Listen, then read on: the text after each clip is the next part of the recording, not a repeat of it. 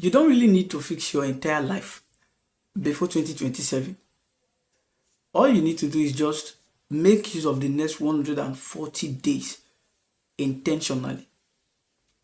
So before the start of this year, I know there are people out there who had in mind what they were expecting before the end of 2026.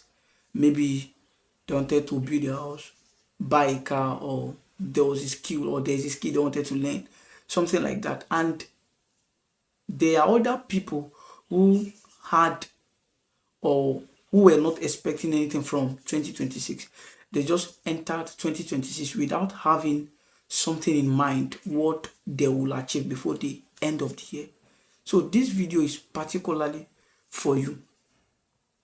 You get, how do you make the remaining days of 2026 the best? Because I know maybe you have been trying so hard to make sure you achieve those things you wrote on your list, but they are not happening. And this is not a weakness. It's not like it's a willpower problem. But let me share with you this secret. The first thing you need to do to making 2026 or to making the remaining days of this year the best is you need to bring your pen and paper. Because first of all, you need to write the things down. What do you need before the end of this year? What are those things you need to have to achieve? You need to write them down. It is called clarity of goals. It is the first step to success.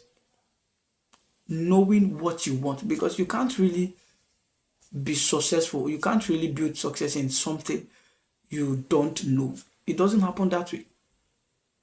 It doesn't happen that way. That is why you need to understand that success is not an accident. So first of all, clarity of goals. Write down the things you want to achieve before the end of this year so that you would be able to know how to follow it.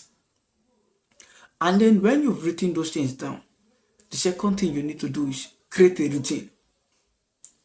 If you are someone that when you wake up in the morning, the first thing you do, you find yourself scrolling endlessly on your phone, you've already lost your day. It is as simple as that. When you wake up, since you've been able to know what you want before the end of this year, you should be able to have a to-do list. This to-do list will carry the things that you'll be doing. Let's say today is Monday, Friday, this day, these are the things I am going to be doing. And these things I am doing, these things are going to push me a step further to achieving my goals or my aims before the year runs out. So you don't just find yourself doing things that won't profit you. You should be on track. Your attitude, where you go, the things you do should be on track with what you have on your to-do list. And then thirdly, you need to stay consistent enough to produce results. You see, this thing called consistency is what separates you from where you are and where you want to be. So my question is, would you be consistent enough to build, to keep on showing, even if the results are not coming, even when you don't feel like showing up? Would you be consistent enough to show up? Because you see, this consistency, people will tell you stay consistent like it's easy. It's not easy. Being consistent in building is not really easy. But I would tell you something that will help you stay consistent. And that thing is, don't neglect your spiritual life. You see, most people want success. They are trying so hard to succeed in one way or the other, but they neglect their spiritual life.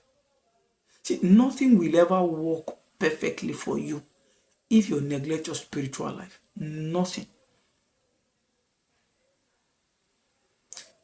We have what is called the 4 dimensions of nature.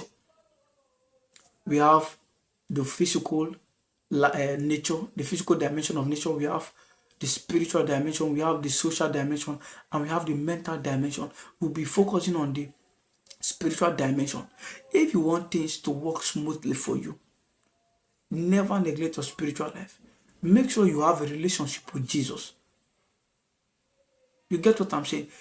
It cannot be well with you spiritually and not be well with you physically. So don't just wish things will work for you. I know of so many people out there who are trying to build something. They are putting in all the work required, but nothing to show for it. It is not because they are not intelligent. It is not because they are not good enough. It is not because they are not talented, but it is because they are neglecting their spiritual life. Now, if you examine the world, most of the people doing pretty well in various fields, most of them are not that intelligent. You get what I'm saying? Now, life doesn't reward intelligence. You need to make sure you don't neglect your spiritual life. So the first thing I mentioned in this video is clarity of goals. Write down ask yourself, what do I want? The second thing is create a routine. The third thing is being consistent. And then the fourth thing is don't neglect your spiritual life. Thank you very much for watching. Like, comment, subscribe, and also share this video to your loved ones.